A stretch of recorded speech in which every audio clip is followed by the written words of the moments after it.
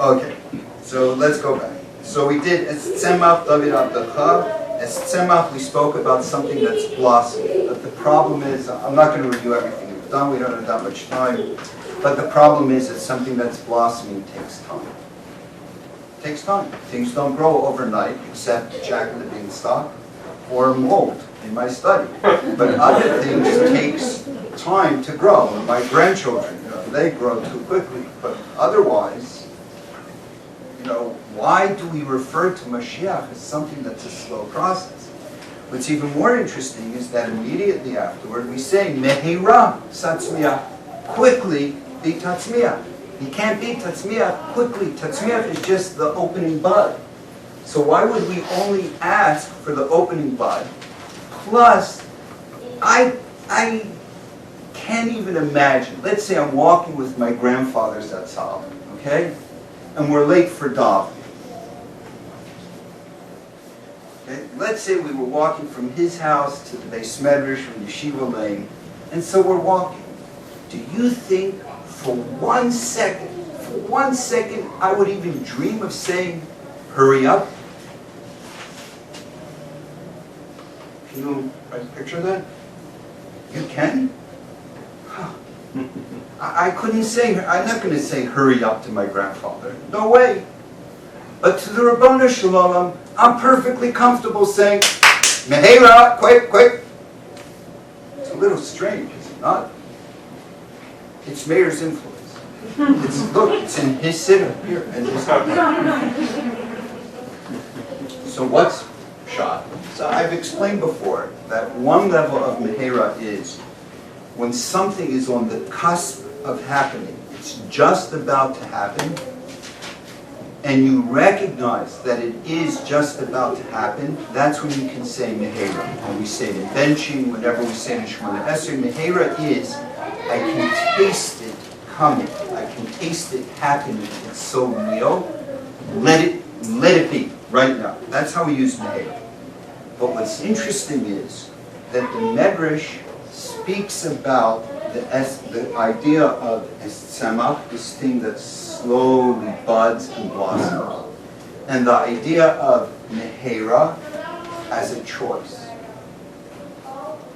Because there's a Medrash in Shir HaShirim, it's Shir HaShirim, Perek Beis, Pasuk Tes, chapter 2, verse 9, letter 3, in the Medrash. So the pasuk says, Domed Dodi Litzvi, my beloved is compared to a leaping deer. Amra Knesset Yisrael HaKadosh Baruch Hu, so the Jewish people say to HaKadosh Baruch Hu that At Amar Lan Dayo, Dayo, Dayo. You know that there's a song Dayo, I don't know, a Jamaican song. Dayo. Dayo, okay, Dayo. Yeah, that's right, it's Dayo, Dayo. I haven't been in Jamaica for 15 years.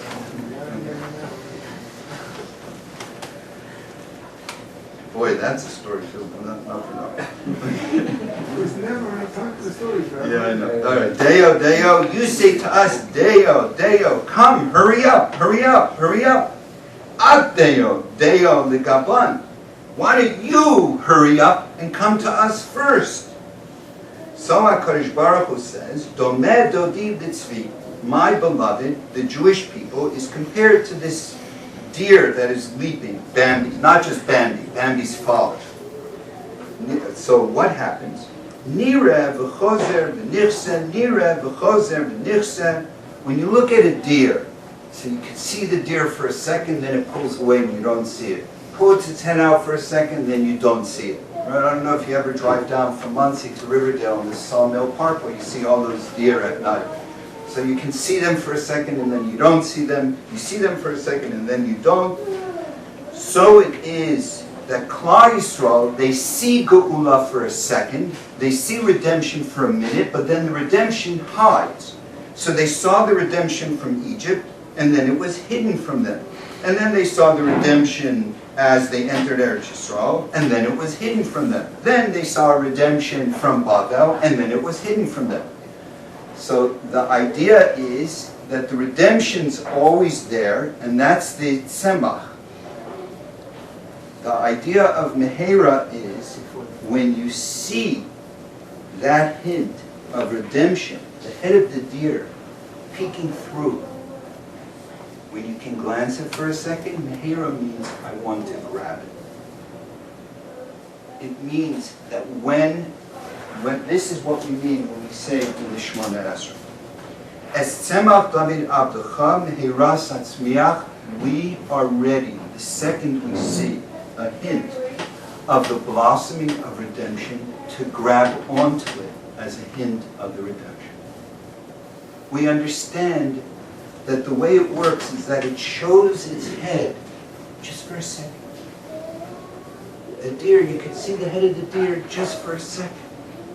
And the idea is we are ready at any second, Hashem, to grab on to that sense of Yeshua that exists in the world, that sense of salvation. When we see an indication of salvation, we're ready to grab onto it. It means we are ready to live as people who are redeemed. We're ready for it. So then we have to understand, what does it mean to be redeemed? We're saying to HaKadosh Baruch Hu, we're ready to be redeemed. So we've been discussing for a few weeks, so what does it mean to be redeemed? Well, it means that all the Jews are going to get on El Al, fly, everyone in this year first class, we determined, but only those who come regularly. And then, okay, then we're all going to fly to Israel, and there won't be any obnoxious people on the plane. And we said the stewardesses not only won't be upset when we make a minyan in the back, they'll encourage us to have a minyan in the back. And then, as we all drive to Yerushalayim, no one's going to honk a horn. There won't be any parking problems. Everyone's going to, oh, please go first and bring your carbon. I don't mind waiting another 12 hours. Please go first. And there will be the most delicious kosher food, but not fattening. Herbalife food supplied to everyone, and everyone will be happy with it. And no one will be hungry. Mashiach is here. And everyone will be pleasant and the lines will flow smoothly. That's the beginning of Yeshua. Okay, and that'll be a miracle. But what else is part of Yeshua? That's the rest of the tefillah. The karno tarum Yeshua secha, and may his horn, his pride be raised by your salvation. What does this mean? The karno tarum Yeshua secha. So, the Radak, it's an incredible Radak. The Radak says, what's the most famous horn in the Torah? The Kernei Pizza. Yeshua's? Or? Which is whose? Right, that's the left one of the... Moshe Rabbeinu. Moshe Rabbeinu. Karnei Or. He had horns of light. Not the way Michelangelo, described them, actually horns of light, which they used to think. You have no idea how many times I have been asked to take off my yarmulke for people to see my horns. Yes, but I usually take them off when I go and visit an anti-Semitic country, so I'm not able to accommodate. So the Radak says, what's the karno tarum bishua secha, the Karen of David? See, he says, what was the light of Moshe Rabbeinu that when he came down from Har Sinai? It was the light of all of Torah, which is the light of everything. Because the world, God looked into the Torah and he created the Torah. So the light on Moshe's head, which is the light of Torah, was the light of absolutely everything. And so when people looked at Moshe, they saw how absolutely everything fit together. They were able to see everything with clarity, which was the Or HaGanuz, the original light of creation. All symbolized by what can happen to a person who develops a relationship with the Ribono Shel Olam. The karno tarum b'shuasecha, and his horn you will elevate with your salvation, is a description of when Mashiach comes, that the light that he will bring to each of us is, number one, each of us will be able to look at absolutely everything we experienced in our lives and understand why it was necessary and how we grew from it. Every one of us will be able to look at ourselves and see our full potential. Everyone will be able to look at every mitzvah we've ever done, every word of Torah we've ever learned, any letter of davening we have ever spoken, and will be able to see the light that we created with that letter of davening, the word of Torah, or the mitzvah. That the whole idea of Mashiach is that I will come and I will say a pasuk, and immediately there will be more light around me. That's Yeshua. That's salvation. We can't afford to think of salvation in small terms, that everyone, Israel will be saved. That's nothing. Yeshua is what happens to all the mitzvahs I do. Why do they not change me? What happened to them? What happened to all the Torah that I learned? Where is it? Why did it not transform me? Where was it lost? What happened to all the words of davening that I've spoken? How come I'm not holy, holy, holy? How they were lost. And they were lost. So what do those words of Torah need? What do those words of tefillah need? What do all those mitzvahs need? What do they need? Yeshua. Salvation. When we say we are ready for salvation, we're not just speaking about being able to walk without being worried about anti-Semitism. We're not just speaking about being saved from hateful presidents and hateful leaders, the United Nations and the media and Arabs and things like that. That's nothing. There's so much more that needs Yeshua. If I say a tefillah and I can't see its light of Olam Haba in my life, I can do an act of chesed and not see how it affects the world and people around me. Do you ever experience that you work so hard at being a mensch because you want people to see this is what it's like to be a mensch, and they don't learn from you? You could be so nice and menschlach and honest and everything, and it doesn't affect people at all. Did you ever experience that? So what does the act of chesed need? A Yeshua. Did you ever have a davening and then walk away as if you hadn't davened? What does that davening need? Did you ever open a sefer and learn and go, wow, this is great, and 5 minutes later forget about it? What does it need? Yeshua. The Karno and his horn, the Radak says, is the horn of light of Moshe Rabbeinu, that absolutely everything you do shines with its full potential. So that everything we've ever done in our lives, every word of davening, every word of Torah, every mitzvah, every connection, every act of chesed, the list goes on. They all need a Yeshua. So when we say to the Rebbeinu Shalom, Mehera, I see a sign of Yeshua, I'm ready to be a part of the generation that will experience the Yeshua. What is it I want? Am I thinking small? Well, Israel should be safe. Jews should be safe? Or should we live in a world in which every act of goodness shines with light? Or to live in a world where every word of tefillah creates new light and new opportunities? To live in a world where every mitzvah just changes everything around me? Which is what we want. So when we say, according to the Radak, the Karno Tarum Bishua Sacha, we're saying we want to live in a world of the Keren, the horns of light on top of Moshe Rabbeinu. This is what I want, Rabbi Shalom. So therefore, whenever I look and I see a learning that made a difference, what am I seeing? I'm seeing the head of the deer, Bambi's daddy, peeking. And at that moment I say, Mehera, that's what I want. And when I approach this bracha as a Yeshua grabber.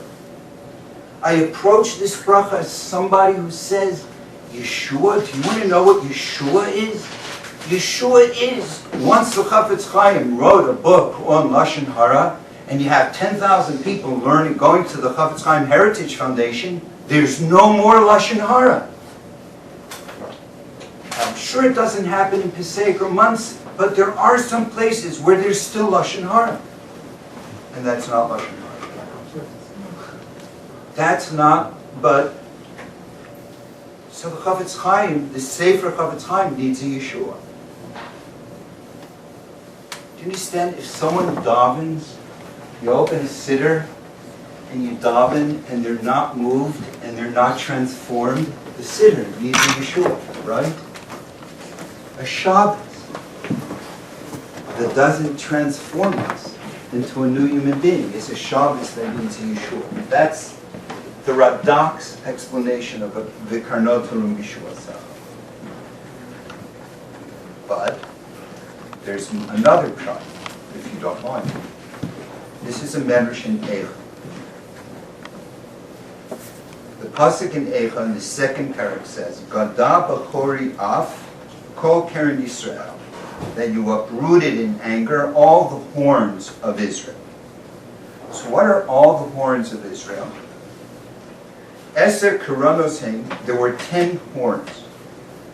The horn of Abraham, the horn of Yitzchak, the horn of Yosef, the horn of Moshe, the horn of Torah, the horn of Kahuna, the horn of Leviah, being a Levi, the horn of Nevuah, the horn of the Beis HaMikdash, and the horn of Yisrael, of the Jewish people. There's a machlokas. Is the horn of Mashiach a separate horn, or is the horn of Mashiach all the horns put together? Meaning, everything that when Mashiach comes, everything that Abraham Avinu did, you see it in the world. You see a world transformed. And we see it. Everyone looks at the world as this tremendous war between the Jews and the Arabs, who are the children of Abraham. We're all the children of Abraham. The world is ready for the horn of Abraham Avinu to be revealed. What we're seeing is Abraham Avinu, but we're not seeing his horn. We're not seeing his beauty. We're not seeing his greatness. We're not seeing his power. We're not seeing his influence. We're not seeing his teaching. But it's a reality in this world, is it not? The Keren of Abraham Avinu, you can go through the list of all these Kerens, all these horns, and you will see that every one of them exists. And it's just waiting for their light to be shown upon the world. That is what Mashiach will do. Imagine living in a world with an Abraham Avinu. Can you imagine it? Or a Yosef HaTzadik, or a Yitzchak, or a Moshe. That's what it means. V'karnotarum b'shuasecha. This medrash in Eicha says, means Karnotarum b'shuasecha, means that all, not just the actions that we do, our mitzvahs, our davening, our learning, our acts of chesed will shine, but all the acts of greatness in the history of the world will shine. Their influence will be manifest, not in the negative, the way we perceive it now, but in the positive. That's what the Mashiach does. It's an incredible thing. I've been all over the world, literally, all over the world, except Antarctica. I've been all over the world. For whatever reasons, programs, yeshivas, whatever, I've been there. And I meet I haven't traveled in many years, but I would always meet the most incredible human beings. Once in a while, you'd meet a real monster. on a regular basis, I would meet the most beautiful, magnificent human beings. Kind, generous, compassionate, just like unbelievable acts of chesed. Constantly, especially if you're traveling when you're really sick, people come out. I've been in Germany, in Munich, and experiencing unbelievable chesed. In Berlin, great chesed.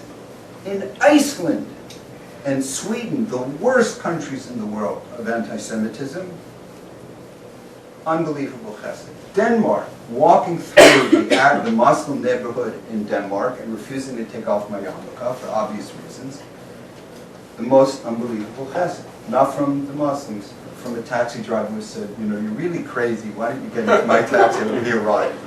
But, so I always wonder, I don't understand, there's so many more acts of chesed than there are of cruelty. It doesn't make sense, the world just doesn't compute. And so I found there was this study that newspapers don't report acts of chesed because it doesn't sell, and they will only report acts of chesed in order to destroy someone. It's incredible. Do you remember there was a plane that crashed in the Potomac, and this guy jumped in and out, in and out, in and out to save people's lives? Most of you wouldn't remember. Do you remember this? Value jet. Was that Value Jet? Do you remember there was this guy who did it? No one knew his name. Until they found out that he had deep, dark secrets in his past. Then his name was released, his life was destroyed, he committed suicide. What's the name of the guy who jumped in front of Reagan to take the bullet? Anyone know? Brady.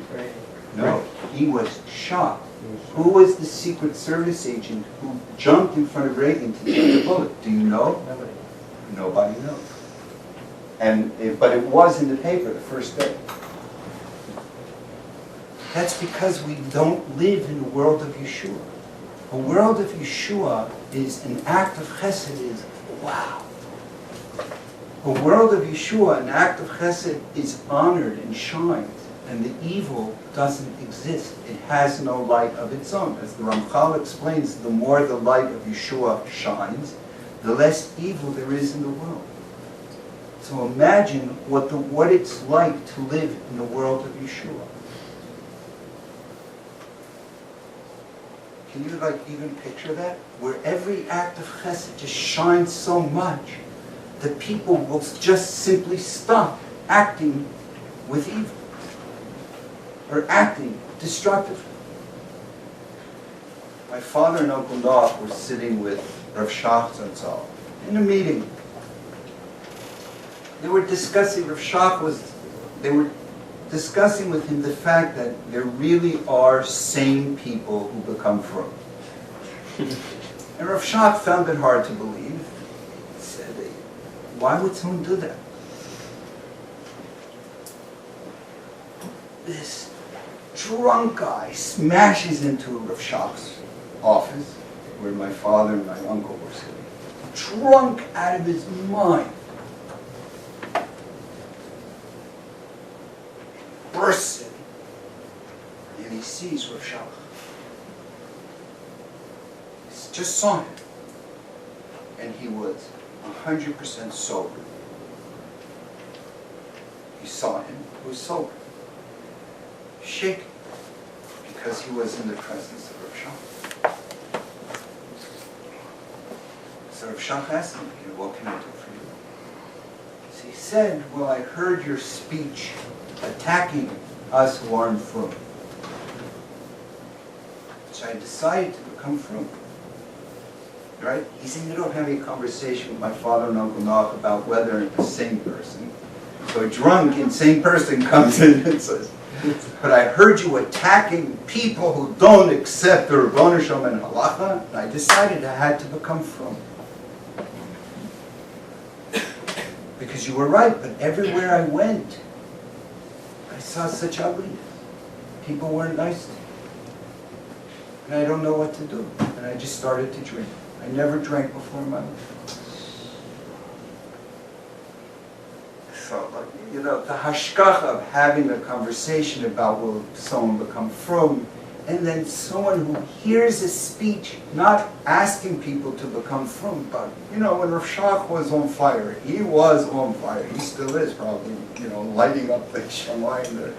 He's like, when he spoke, there was fire coming out. When he attacked, he attacked. And someone heard him and decided to become frum. And then was struggling with the fact that people weren't nice to him. A world of Yeshua is that you do mitzvahs, you live properly, someone looks at you and says, I want to be like you. And you don't have to worry that this person is going to meet someone who's going to make him become drunk. A world of Yeshua is that you look at anybody who's serving the Rabbanu Shalom and you have the same effect as this person looking at Rav Shach. That's the Karnot Harum Yeshua Sach. But then the Medrash takes it a whole new level. This is incredible, at least to me. This is on the 13th paragraph to him. The Medrash is trying to understand the word Lishuasecha, your salvation, which we understand as your salvation of us, correct? But in truth, the Medrash says Lishuasecha literally translates to your salvation, meaning kaviyachol, as if, anthropomorphically, as if God needs to be Amar Rabbi Avu. Now remember, every pasuk, everything in davening is based on a pasuk. So this is one of the most difficult verses in the Bible to understand, because it's telling you Sheyeshuasan shel HaKadosh Baruch Hu hu Yeshuasan shel Yisrael. That only when Klal Yisrael is redeemed is the Rabbanu Shalom considered redeemed. Because as long as we live in a world in which God is hidden, all that light of Tov, all that light of truth, all that light of Hashem's presence needs Yeshua. So therefore, when we say Lishuasecha kivinu kol hayom, what we're saying is, not only are we ready to be B'nei Yeshua, people who have experienced the Yeshua and live in a light, but we want it because this is your Yeshua as well. Your light will be saved. Everything you've taught will be revealed. Everything you've given will be seen. Imagine making a bracha. Sometimes it takes a second to see what's so good about it. Right? Let's say, you have a regular M&M instead of a peanut butter M&M. So the bracha is not as obvious, right? Because you don't see the fantastic part of it. Or a peanut butter M&M. And then you look at an Herbalife shake. Obviously, the Herbalife shake, you look and go, wow, this deserves a bracha. Okay? Do I get a commission? No. Reese's Pieces. But in other words, do you ever look at something and you wonder, like, okay, you make a bracha. Do you understand that you can look at something and you can see the light, why Hashem created this specific flower, this specific tree, this specific branch, this specific light, this specific peanut butter M&M?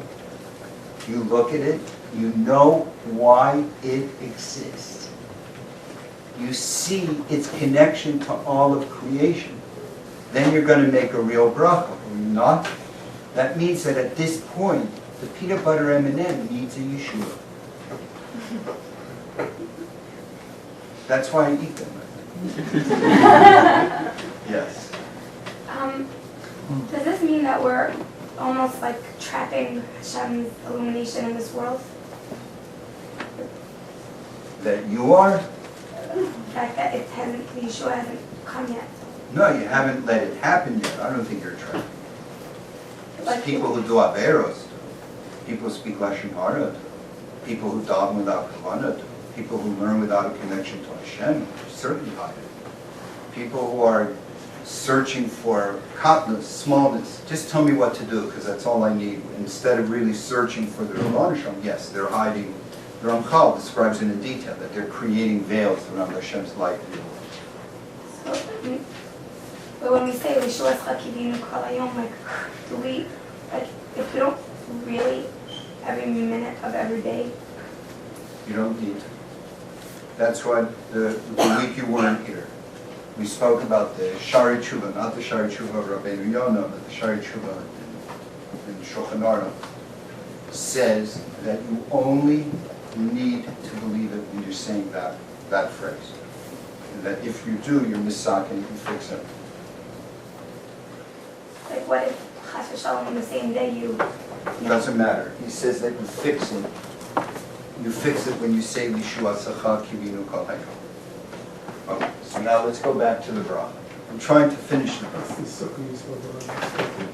Es Tzemach David Abdecha Mehira Tzemach. So the Tzemach we spoke about, David Abdecha. Mehira we spoke about, Tzemach. Karno Tarum Lishua Sacha. His horn, right, will be elevated with your Yeshua.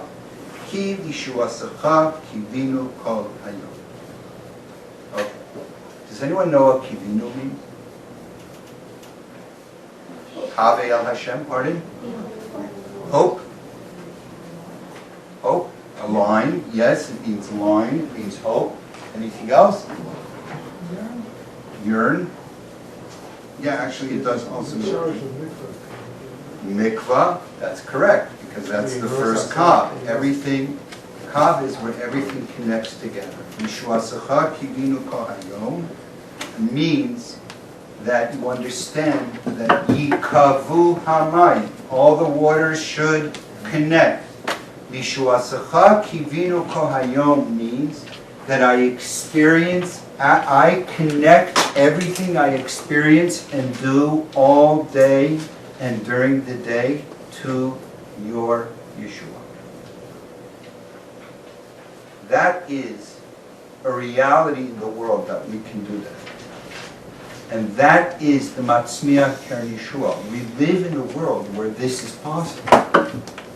But we don't really understand first of all, if we're thinking of Mashiach simply as the free El Al flight, first class to Eretz Yisrael, that's not Mashiach. If we're thinking about a super cool Beis HaMikdash, even taller than the Freedom Towers, fancier than the Freedom Towers, that's not Mashiach. Even if you can picture one building to which all the Jews will agree it's a nice building, okay, that will take Mashiach. But that's not Mashiach. Mashiach is not that Israel will be safe. Yeah, people will acknowledge God, people will acknowledge that there's a Jewish king, and they'll leave Israel alone. We'll still have an army. We'll probably hold on to Dimona, the nuclear reactor. That'll be there. But what's the difference? Everything we do will matter, and we'll see it. And people will see it. And when people will see the way we act, and when people see the benefit of the things we do in our service of Hashem, they will see light and they will want to come. And it will be, the Medrash says, as if we're throwing lifelines out from Yerushalayim. Lifelines. And people say, that's what I want, and they grab onto the lifeline, where the Hebrew word is kav. And they pull themselves closer to Yerushalayim because this is what we want. Yeshua Sacha Kivinu Kol Hayom is to have a picture of what it's like to live in a world with Mashiach. And once we have a picture of what it's like to live in a world with Mashiach in which there's no such thing as a davening that doesn't change your life forever, or doing a mitzvah that doesn't change your life forever, or opening a sefer, God forbid, and not feeling that it's going to change your life forever. You feel absolutely everything you're doing as a way of pulling yourself closer and closer to that image of Yerushalayim and Klal Yisrael the way it's supposed to be. And that's Yeshua Safat Kivinu Ka'ayim. And it is the people who are pulling on the lifeline to get closer to that image of reality, to that reality, who will be privileged to experience Matzmiach and Yeshua. I thank you, Jenny, the mayor. We will meet you there when Mashiach comes. We hope you throw us a lifeline. Okay. Thanks, everyone.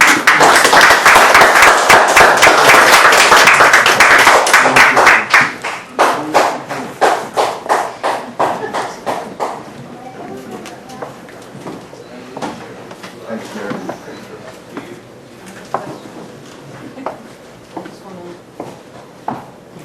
Yes. Make sure I understood. Yeshua is there. The light is there. We're asking to be able to see it. To live in a world in which it will constantly be seen. And whenever you have a glimpse of it, right, which is described by the Medrash as the deer, sticking his head out, you grab onto that as an expression of the Yeshua that's in the world. We're having problems with it.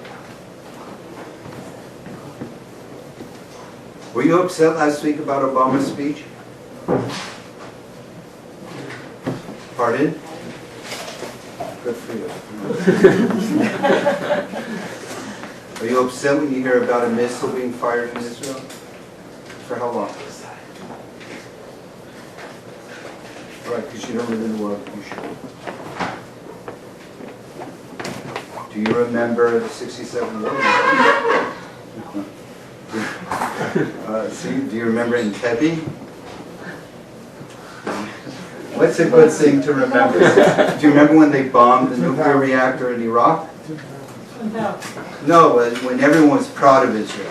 Do you remember? Post-Iraq in 1981. Pardon? 80 what? Yeah. Gulf, well, were you proud of Israel in the Gulf War? Remember a time when everyone was going, wow, this is great? There were such times. I heard it. Yeah, 67 was very much like that. Okay. But it didn't last. And that's because we see the peaking out and we get caught up in the news cycle. And instead of understanding, oh, there's Yeshua, I am living in the world of Yeshua, then all of a sudden you don't get a knot in your stomach when Obama gives a speech for Israel to commit national suicide. It doesn't bother you, because you know that you live in the world of Yeshua. That's what it means. You understand? When you hear about a terrible anti-Semitic attack, and it hurts you for a day or 2 days, and then you forget about it, you're not living in the world of Yeshua. Because you forgot about it? Because you're just connected to the immediate. To live in the world of Yeshua is that you're never thinking about it in terms of just the immediate news cycle or your immediate attention. But you wouldn't get upset at all? So there's Yeah, you get upset for the people who were hurt. not the worry or fear, with fear. Well, when Obama does something, there's nothing to be scared about. The pasuk says, "Leiv melachim biyad Hashem," that when someone in power does something, it's because God wants them to do it. So if you're angry with Obama without thinking why Hashem made him do it, he has no bechira. Pasuk says he has no bechira in terms of Klal Yisrael. So it's not the pain that you may feel when someone suffers. Right. It's the fear of your repercussion, or that you will feel fear. So if you're thinking about it in terms of the immediate events, not in terms of living in the world of Yeshua, you are not living in the world of Yeshua. Yes.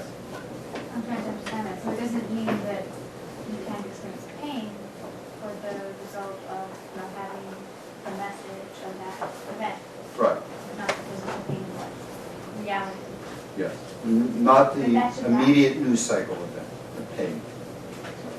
If someone's behind you. Yes. I'm not sure if this was just asked, but like when we see something bad or like a series of bad things happening, like when people try to suddenly spot it out of control or we're getting beaten everywhere in terrible ways, are we supposed to feel pain yet? Like Hashem is telling us like we're so far off or? Of course you're supposed to feel pain, but the question is how you're viewing it. So if you're viewing it, we have to do tshuva, and we have to daven, and we have to keep mitzvahs, you're not getting the message. Because the only ones who are going to hear that story of, we have to learn, we have to daven, we have to keep mitzvahs, are the people who are davening, learning Torah, and keeping mitzvahs. So obviously that's not the issue that's being raised. The Rebbeinu Shem is trying to catch your attention. So each one of them, it's usually very obvious exactly what he's saying. But the real lesson is, and we spoke about this I think last week or 2 weeks ago, is if you only are getting the message at the time that the Intifada explodes, and you weren't aware of the message 2 weeks before when the Yeshua was absolutely clear, so you didn't pay attention to the Yeshua before the Makkah, that's why the Intifada happened. Same thing with Obama's speech. So 2 weeks before his speech, it was clear that that's what his speech was going to be, because actually there was Yeshua. There was an expression of Yeshua. What was the expression? And I don't want to get into the politics now and this and this, but we discuss it regularly in different shiurim. There's two other words that's happening in the Shemoneh. Can you tell us about that? I don't say that. You don't? But the question that we get asked, he keeps on the Shemoneh. Yeah, but the Shari Tshuva doesn't say it. He doesn't have it. He says, Kili Shua Tzachak Yivinu Kahayom is that. Yeah. Is there anybody, should there be any body of people in charge of destroying Hamas? I mean, you have to worry about it? I mean, does anyone have to worry about Hamas? Or, because we, You have to worry about Hamas? you know, but, I mean, Obviously, Yiddishkeit is always very practical, yeah. No, I don't want to get into politics, I really don't. But actually, Chazal give you all the answers. Look, what does it say in Shema if you serve Hashem without love? In the second paragraph of Shema, what does it say? What's Vavadetem? No, Vavadetem Mehira Me'al. What? Oh, he lost. I'm sorry? Vavadetem is Aveda, lost. Lost. Lost means it's still there. Lost is still there. If you can't find your purse, it's still there. It's just you lost it. To lose Eretz Yisrael is not to see Eretz Yisrael as your own. Eretz Yisrael is only what the United Nations says it is. Eretz Yisrael is only what the media says it is. It's not your own because God gave it to you. And the longer we're concerned about the way the world perceives us rather than this is what we have, then we have lost the lens, so to speak. It's the people who are mayor, and especially the community where mayor is moving. There's a very powerful sense of this is the land where Hashem wants us to live. Those are not people who have lost the land.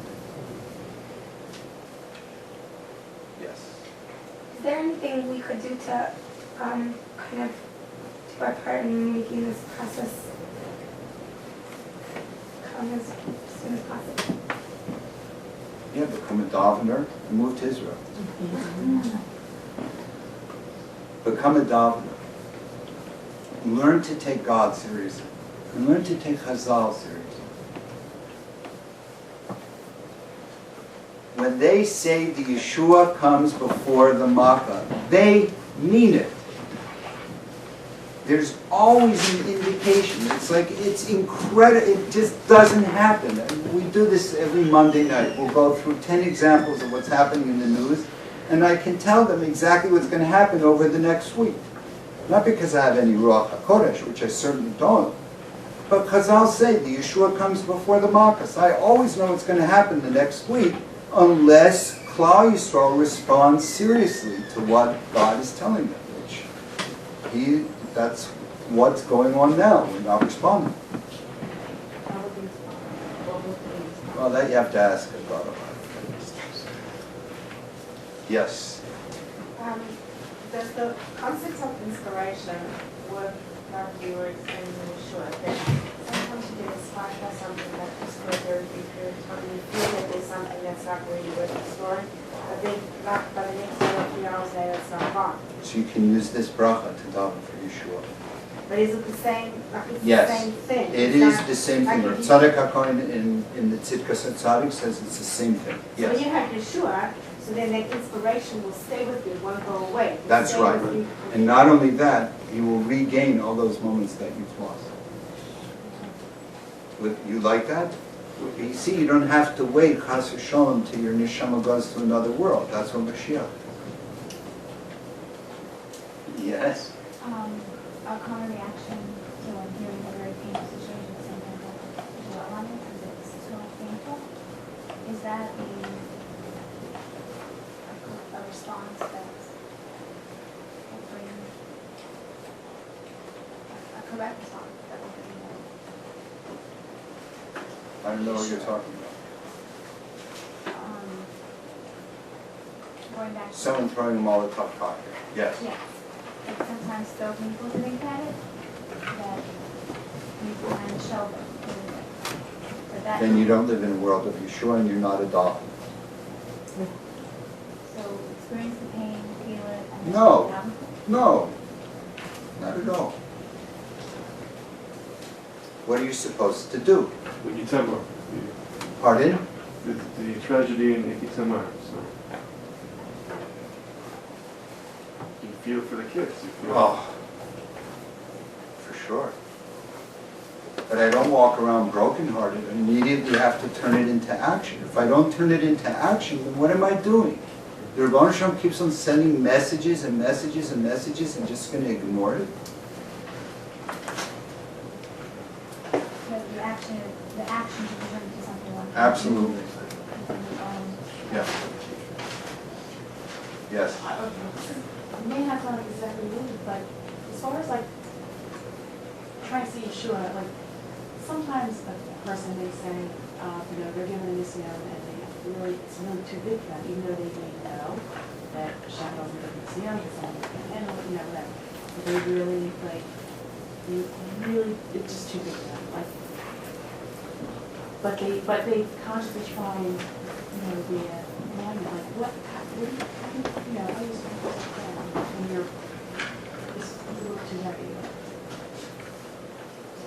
Are you asking, how do I respond when an assignment is too heavy? Kind of, yeah, like if a person has a point where they want to be like, this is too big for me, you know what I'm saying? Like, I don't know if that's sort of like, not able. Baruch Hashem, thank God, poo poo poo, bli ayin hara, and everything else. I've never experienced such a thing, so I like it. So I can, yeah, yes. You're in great pain. That's not the time to expect. That's like starting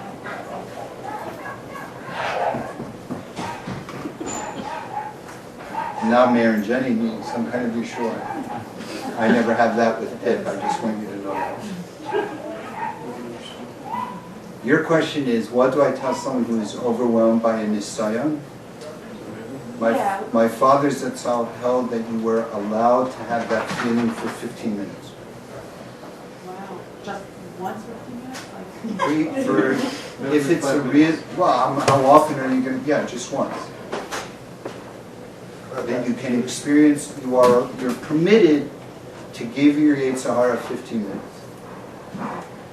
Well, that's what he said to my sister, who's a great woman, so maybe other people would be permitted to have 16. No, but seriously, he held. Then immediately you look for a constructive way to deal with it. Okay, guys, thank you very much, and thank you again.